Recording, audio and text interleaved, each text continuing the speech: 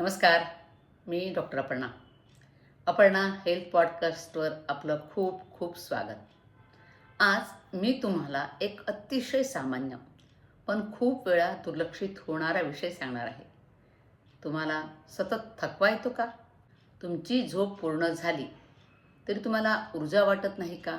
सकाळी उठलं तरी आळसच वाटतो, फ्रेश वाटतच नाही, असं काही होतं का? तुमच्या हातापायामध्ये मुंग्या येतात का? किंवा तुमचं डोकं जड वाटतं का? तुमची चिडचिड अचानक वाढली आहे का? कदाचित हे फक्त ताणामुळे नाही, तर हे B12 कमी असल्याचं लक्षणसुद्धा असू शकतं. आता B12 कमी आहे म्हणजे आता B12 म्हणजे काय हे समजून घेणं आवश्यक आहे. तर लक्षात घ्या, आपल्या शरीरामध्ये B12 हे शरीरामध्ये 3 महत्त्वाच्या गोष्टीसाठी आवश्यक आहे. पहिली म्हणजे रक्त तयार करण्यासाठी, दुसरं म्हणजे आपल्या नर्व्ह सिस्टीमसाठी, तिसरं म्हणजे मेंदूच्या कार्यासाठी. आता कल्पना करा, आपलं शरीर, पूर्ण शरीर म्हणजे एक मोठं शहर आहे आणि रक्त म्हणजे त्या शहरातील वाहतूक आहे. नर्व्ह म्हणजे इलेक्ट्रिक वायरिंग आणि मेंदू म्हणजे कंट्रोल रूम.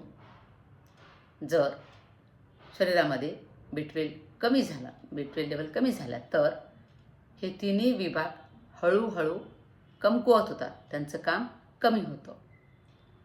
लक्षणं आत्ताच मी वर सांगितली त्याप्रमाणेच सतत थकवा, काही आराम जरी केला तरी थकवा, व्यवस्थित जेवण केलं तरी थकवा, काही काम जरी नाही केलं तरी दम लागतो.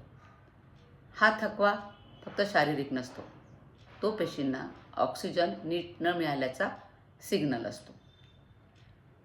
नंतर हातापायात मुंग्या, जळजळ ह्या गोष्टी होतात.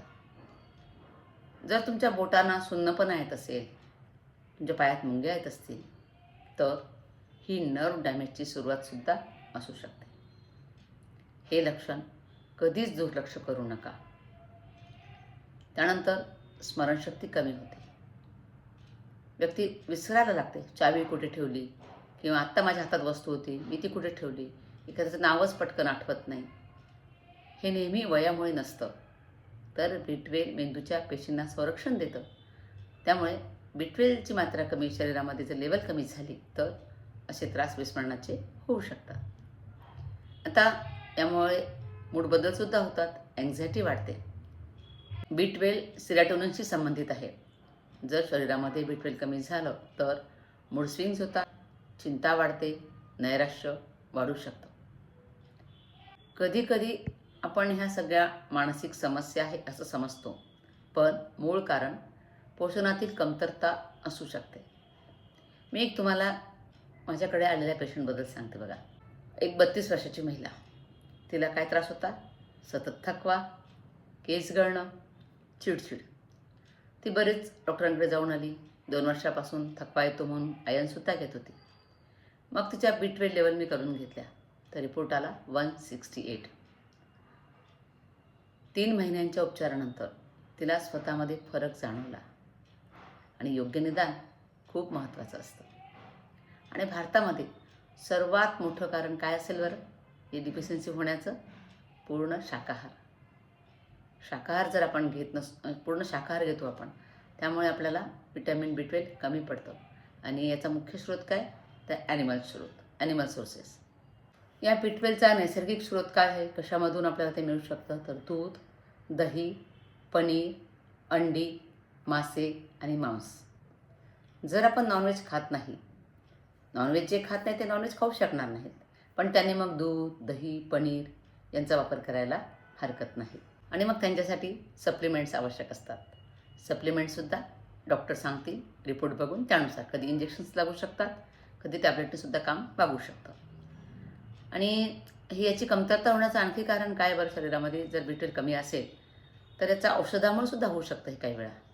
जर ती व्यक्ती अँटॅसिडचा वापर सतत करत असेल, नेहमी अँटॅसिड घेणंसुद्धा हानिकारक आहे. त्यामुळे सुद्धा तुमच्या शरीरामध्ये B12चं ॲब्सॉर्प्शन कमी होतं.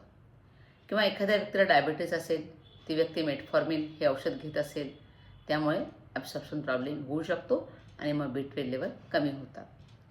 ही सुद्धा कारणं आहेत B12 कमी होण्याची. आता प्रेग्नन्सी संदर्भात B12 आपण बघूया. आपल्या प्रेग्नन्सीमध्ये बाळाच्या मेंदूच्या विकासासाठी हे B12 खूप आवश्यक आहे. जर आईमध्ये B12 डिफिशियन्सी असेल तर बाळावर त्याचा परिणाम होऊ शकतो. म्हणून प्रेग्नन्सी प्लॅनिंग करतानाच B12ची तपासणी करणं अत्यंत आवश्यक आहे. स्वतःहून सप्लिमेंट घेऊ नका. ब्लड टेस्ट करूनच निर्णय घ्यायचा असतो. आजकाल ChatGPTला विचारून बरेचशी ट्रीटमेंट स्वतः केल्या जात आहे. ब्लड टेस्ट केलं, मग रिपोर्ट आला, मग मी माझीच ट्रीटमेंट चालू केली असे सांगणारेसुद्धा पेशंट आहेत. पण तसं मुळीच करू नका.